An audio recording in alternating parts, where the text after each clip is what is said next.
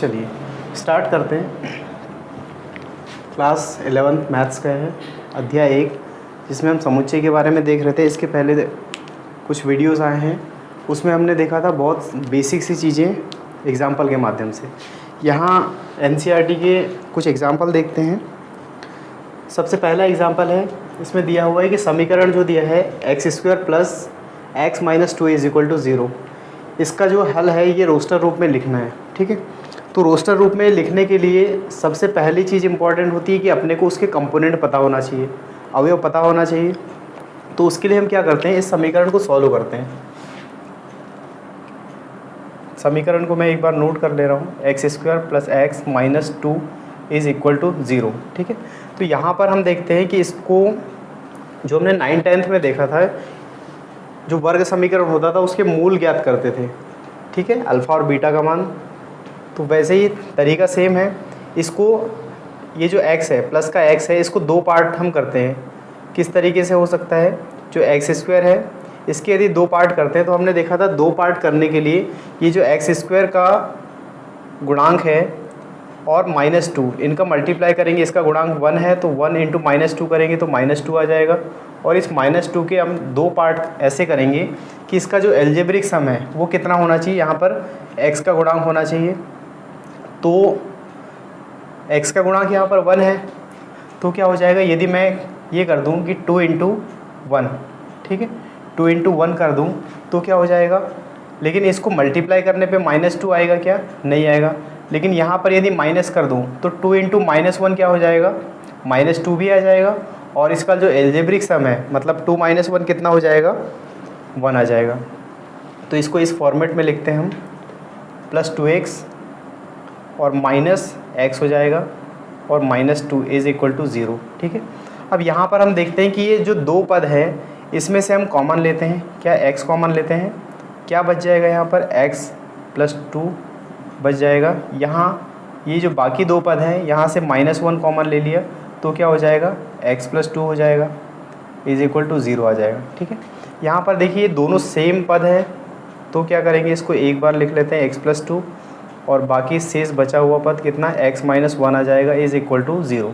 ठीक है, जब बात करेंगे इस सिंगल पद की तो ये भी x 0 के बराबर हो जाएगा और ये x माइनस 1 भी 0 के बराबर हो जाएगा। तो एक बार हम ले लेते हैं x plus 2 is equal to 0 और एक बार ले लेते हैं x minus 1 is equal to 0। तो यहाँ पर एक वैल्यू निकल के आएगी x इज़ इक्वल टू -2, एक x की वैल्यू ये हो गई। इसके बाद इसको सॉल्व करने पे आएगा x is equal two plus का 1। ठीक है, तो दो वैल्यू अपने को x की मिल जाएगी इस समीकरण के माध्यम से। ठीक है, तो यहाँ पर हमने देखा कि x की दो वैल्यू मिल रही है, एक -2 है और x की वैल्यू -2 है और ये प्लस का 1 है। तो इसको किस तरीके से लिखा जा सकता है, चूँकि अपने को रोस्टर रूप में लिखना है ना। और रोस्टर रूप में लिखने के लिए हम क्या करते हैं कि सबसे पहली चीज़ ये जो हल समुच्चय है, रोस्टर रूप में लिखने के लिए पहला तरीका यही होता है कि जो मिडिल ब्रैकेट होता है इसके अंदर लिखते हैं कि इसको -2 और 1 इस तरीके से लिखा जा सकता है।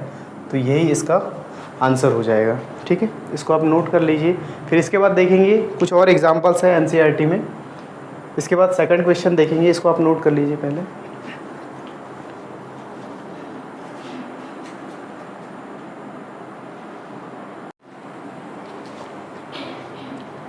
चलिए इसके बाद हम सेकंड एग्जांपल देखते हैं। सेकंड एग्जांपल क्या दिया हुआ है कि समुच्चय, ये जो क्वेश्चन में दिया हुआ है ये समुच्चय निर्माण रूप में दिया हुआ है। क्या दिया है, ये x सच दैट x एक धन पूर्णांक है और x² की जो वैल्यू है x² इज़ लेस देन 40। ठीक है, तो इसको बोला है, ये जो समुच्चय निर्माण रूप में क्वेश्चन दिया हुआ है इसको रोस्टर रूप में लिखने के लिए कहा गया है। तो हम देखते हैं, इसको सॉल्व करते हैं। यहाँ पर देखिए सबसे पहले इस धन पूर्णांक की बात करेंगे।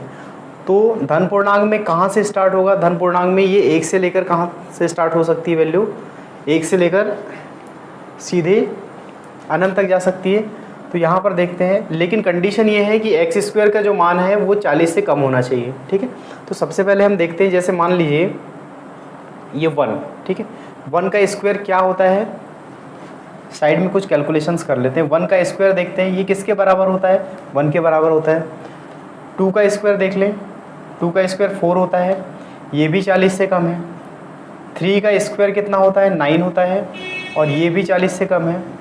4 का स्क्वायर कितना होता है, 16 हो जाएगा, ये भी 40 से कम है। 5 का स्क्वायर 25 है, ये भी 40 से कम है। 6 का स्क्वायर कितना हो जाएगा, 36 हो जाएगा, ये भी 40 से कम है, ठीक है। इसके बाद आगे बढ़ेंगे। 7 का स्क्वायर, ये 7 स्क्वायर कितना होता है, 49 होता है, लेकिन ये 49 जो है ये वैल्यू 40 से ज़्यादा है, ठीक है, 40 से ज़्यादा है। तो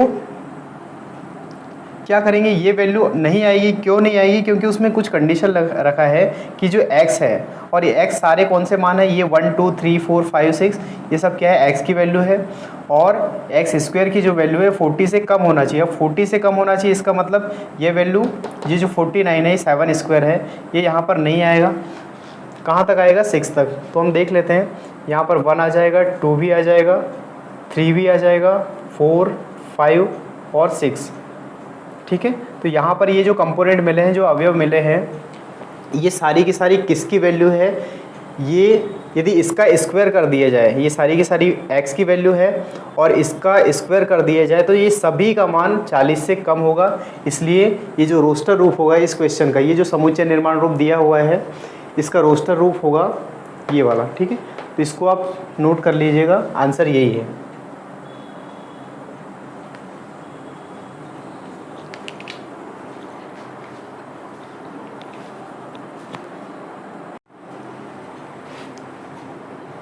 चलिए इसके बाद आगे बढ़ते हैं, थर्ड एग्जांपल देखते हैं।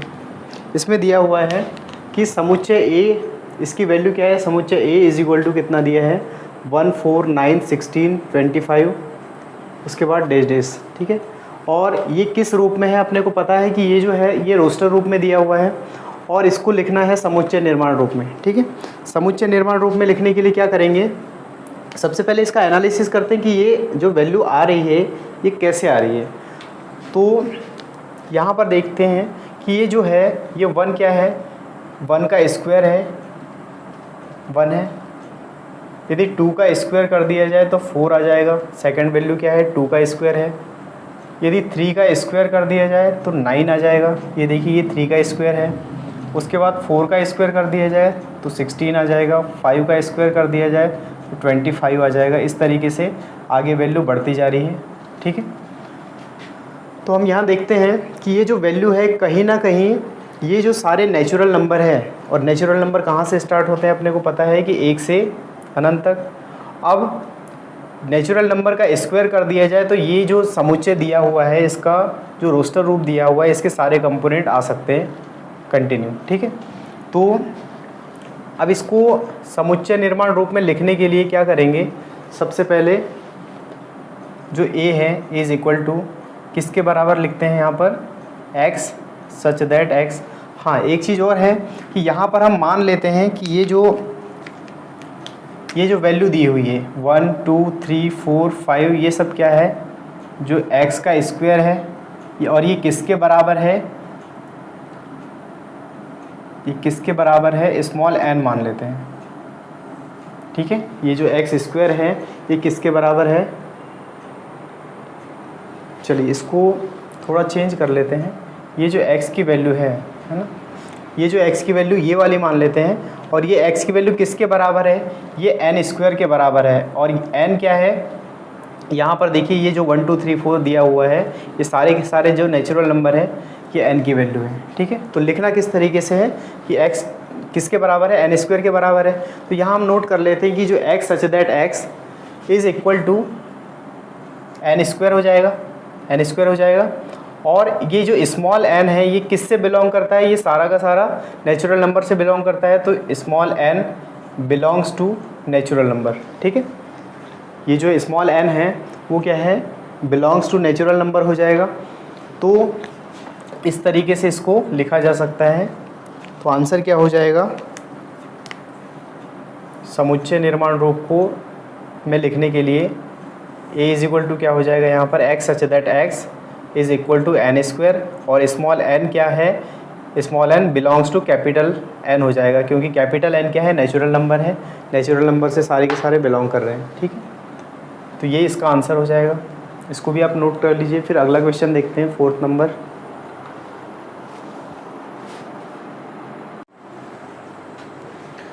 चलिए इसके बाद 4th नंबर वाला एग्जाम्पल देखते हैं। ये एग्ज़ाम के पर्पज़ से इम्पोर्टेंट भी है और बहुत आसान भी है। ठीक है, क्या दिया है उदाहरण नंबर 4 में, समुच्चय, इसमें कुछ अवयव दिए हुए हैं 1/2, ये 1/2, 2/3, 3/4, 4/5, 5/6 और 6/7। ठीक है, यहाँ पे वैल्यू सिर्फ इतनी दी हुई है। तो इसको बोला है कि समुच्चय निर्माण रूप में लिखिए।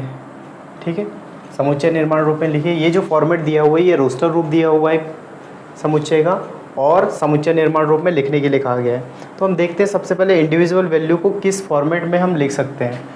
तो यहाँ पर नोट कर ले रहा हूँ मैं, 1/2, 2/3, 3/4, 4/5, 5/6 और लास्ट है 6/7। ठीक है, यहाँ पर हम देखते हैं इसको क्या लिखा जा सकता है। तो यहाँ पर देखिए, इसको ऐसा लिखा जा सकता है 1/1+1। ठीक है, इसको क्या लिख सकते हैं, 2/2+1 लिखा जा सकता है, क्योंकि ध्यान से देखिए 1/1+1 क्या हो जाएगा, 2 हो जाएगा, 2 जैसा का वैसा हो गया, और नीचे 2+1 आ गया, 2+1 कितना, 3 आ जाएगा। उसके बाद इसको देखिए 3/3+1, तो एक फॉर्मेट बनता चला आ रहा है नीचे, 4/4+1, 5/5+1, 6/6+1। ठीक है, यहाँ पर देखिए सब में क्या हो रहा है कि कहीं ना कहीं ये जो अंश वाली संख्या है और हर वाली संख्या है, अंश वाली संख्या में प्लस का 1 हो रहा है, +1 हो रहा है सभी में। देखिए 2+1 3 आ गया, 3+1 4 आ गया, 4+1 5 आ गया, 5+1 6 आ गया और 6+1 7 आ गया। ठीक है, तो सब में एक रिलेशन दिया हुआ है +1 का। तो इसको किस तरीके से हम लिखा जा सकता है, लिख सकते हैं इसको। तो यहाँ हम देखते हैं कि जो x की वैल्यू है, अब x क्या है, ये इस समुच्चय के अवयव हैं। x किसके बराबर है, तो स्मॉल n अपॉन क्या हो जाएगा, n+1 लिखा जा सकता है इसको। यहाँ पर देखिए n की वैल्यू धीरे धीरे इंक्रीज़ हो रही है, बढ़ती जा रही है। यहाँ पर देखिए n का मान 1 है, n का मान 2 है, n का मान 3 है, 4 है, 5 है, 6 है। वैसे ही ये दोनों वैल्यू सेम है। ये देखिए 1/1+1, 2 और 2 सेम है, 3 और 3 सेम है, 4 और 4 सेम है, 5 और 5 सेम है और 6 और 6 सेम है। तो यहाँ पर हम इस फॉर्मेट में इसको लिखा जा सकता है क्या, ये जो x = है n/n+1 के रूप में। ठीक है, अब इसको समुच्चय निर्माण रूप में लिखना है। तो समुच्चय निर्माण रूप में लिखने के लिए बहुत आसान है, कोई भी एक अल्फ़ाबेट मान लेते हैं, जैसे a है, a = क्या हो जाएगा, x सच दैट x। अब ये x किसके बराबर है, यहाँ से अपने को ये समझ में आ रहा है कि x किसके बराबर है, n/n+1 के बराबर है। तो इसको नोट कर लेंगे, x = n/n+1 हो जाएगा। ठीक है, n/n+1 हो जाएगा। लेकिन इसके बाद एक और चीज़ बतानी पड़ेगी कि ये जो स्मॉल n है ये क्या है, ये सारे के सारे नेचुरल नंबर है। देखिए 1 2 3 4 5 6 ये सारे के सारे नेचुरल नंबर है, तो इसको भी नोट कर लेते हैं। ये जो स्मॉल n है बिलोंग्स टू कैपिटल N, मतलब नेचुरल नंबर। उसके बाद कुछ लिमिटेशन भी दी हुई है कि नेचुरल नंबर कहाँ से कहाँ तक है, 1 से लेकर 6 तक है। तो हम इसके बारे में भी नोट करना पड़ेगा कि ये जो स्मॉल n है, ये जो वैल्यू है किससे कम है। तो हम लिखा जा सकता है इसको किस तरीके से, हम इसको लिखेंगे, ये जो है 6 तक है और 6 के बराबर भी है ना। तो इस तरीके से इसको लिखा जा सकता है कि जो नेचुरल नंबर है या फिर स्मॉल n का जो मान है वो 6 तक है, या 6 से या तो छोटी है संख्या, स्मॉल n की जो वैल्यू है ये 6 से छोटी है और बराबर भी है। ठीक है, इसको बोला जाता है कि स्मॉल n जो है वो <= 6। तो इसका आंसर हो जाएगा इस तरीके से कि कैपिटल A जो है = x such that x = n/n+1 और यहाँ पर क्या हो जाएगा, small n belongs to capital N, और उसके बाद n की जो कंडीशन है कुछ लिमिटेशन दी हुई है कि n स्मॉल n जो है वो लेस देन और इक्वल टू 6 हो जाएगा। ठीक है, तो इस तरीके से इसको किस रूप में लिखा जा सकता है, समुच्चय निर्माण रूप में लिखा जा सकता है। ठीक है, इसको नोट कर लीजिए। सबसे ज़्यादा इम्पॉर्टेंट ये होता है, इस तरीके के जितने भी क्वेश्चन हैं इसका एक फॉर्मेट होता है, वो फॉर्मेट हमें पता करना है, उसके बाद क्वेश्चन बहुत आसान हो जाता है। इसको नोट कर लीजिए। ओके,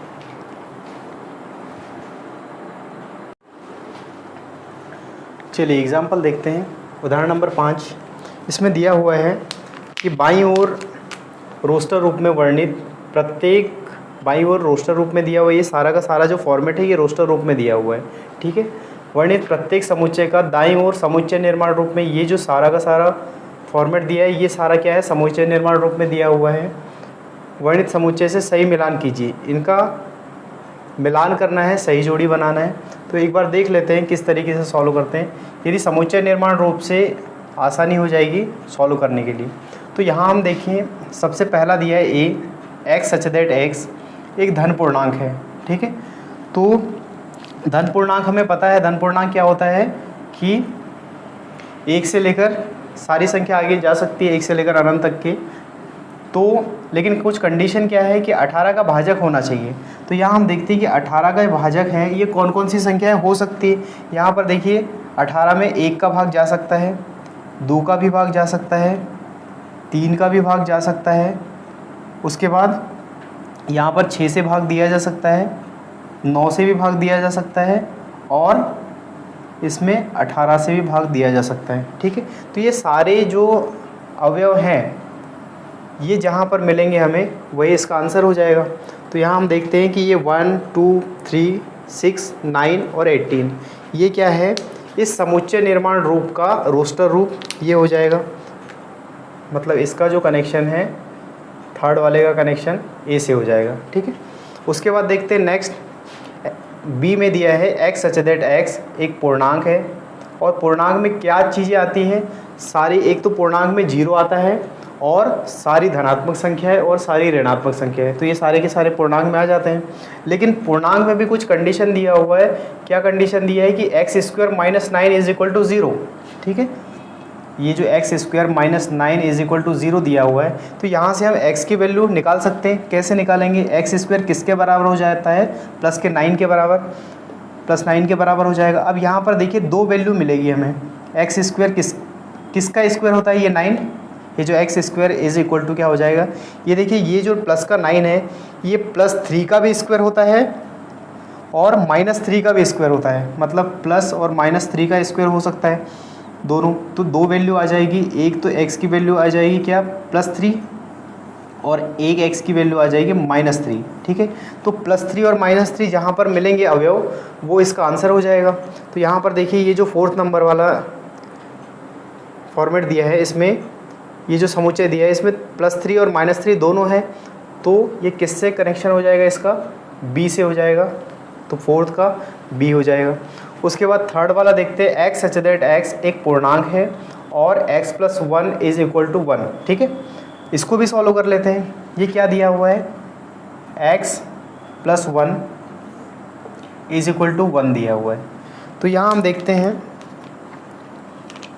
इसको पक्षांतर करते हैं x की वैल्यू निकालने के लिए। तो क्या हो जाएगा, पक्षांतर करेंगे तो ये +1 है तो -1 हो जाएगा, और x की वैल्यू कितनी आ जाएगी, यहाँ पर 0 निकल के आ जाएगी। तो यहाँ पर 0 भी क्या है, एक अवयव है। तो जहाँ 0 अवयव होगा, देखिए 2nd नंबर वाला समुच्चय है, इसमें 0 अवयव है। तो ये 0 अवयव किसके बराबर हो जाएगा, c के बराबर हो जाएगा। ठीक है, कि x सच दैट x एक पूर्णांक है और x + 1 = 1 है। तो x की वैल्यू 0 निकल के आ गई, और 0 कहाँ पर मिल रहा है अपने को, यही मिल रहा है। तो ये 2nd का c हो जाएगा। उसके बाद देखते हैं लास्ट वाला, ये तो हो ही जाएगा लेकिन फिर भी एक बार चेक कर लेते हैं। ये देखिए ये प्रिंसिपल दिया हुआ है PRINCIPAL। अब यहाँ देखते हैं स्पेलिंग कौन सी मैच कर रही है, ये देखिए। हाँ, कुछ कंडीशन ये है कि जहाँ पर यहाँ पर देखिए कि ये जो P है, P का रिपीटिशन हो रहा है, P यहाँ पर 2 बार आया हुआ है। और कोई चीज़ है I है, ये भी 2 बार आया हुआ है। बाकी सारी चीज़ें सिंगल हैं। तो देखते हैं ये जो 2 बार जो जिसका रिपीटेशन हुआ है वो समुच्चय लिखते टाइम में ये जो रोस्टर फॉर्म में क्या होता है उसको सिर्फ एक ही बार लिखा जाता है, ये हमने देखा है पहले। तो P हो गया, उसके बाद R हो गया, I भी आ गया, उसके बाद N आ गया है, C आ गया है और A आ गया है और L आ गया है। इसका मतलब यहाँ पर रिपीटेशन नहीं हुआ है, तो इसका आंसर क्या हो जाएगा, यहाँ से इसका जो कनेक्शन है फर्स्ट का कनेक्शन फोर्थ से हो जाएगा। ठीक है, फर्स्ट का कनेक्शन फोर्थ से हो जाएगा। तो हमने ये सही जोड़ी बना लिया है, मिलान कर लिया है, ये इसका आंसर है। इसको भी आप नोट कर लीजिए।